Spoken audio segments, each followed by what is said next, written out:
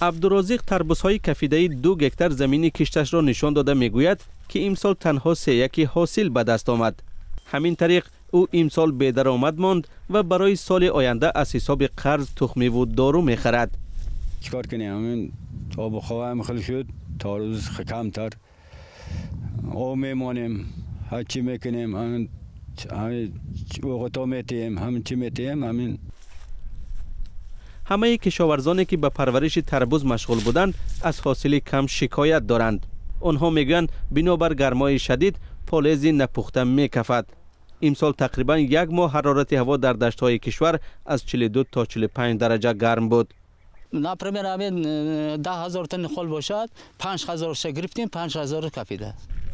ساکنان برای آنکه تربوز کفیده ویران نشود آن را خام جمع آوری میکنند و آن به طعمش تاثیر میرساند. چون این پالزی نمیتواند شیرین و فایده بخش باشد. اما با این وجود نرخ تربوزها نیز به اصطلاح کیهانی است.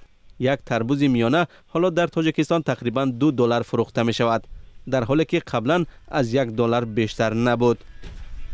زمینایی که ما تربوز و خربوزه شنوده بودیم اساسا ما بسیار تربوز کش کرده میشد. همه اون حاصلی گرفته شد. اون حاصلی که ما امید داشتیم اون حاصل گرفته نشد. حاصلی پس یعنی با تا آخر رسیدن تربوز اما هوا مساعدت نکرد. وزارت کشاورزی تاجیکستان باور دارد که به همین زودی ها تربوز در بازار بیشتر می شود و نرخ آن نیز پایین می رود، چون هوا نیز چندان گرم نیست و دوره جمع آوری حاصل هم نزدیک آمده است.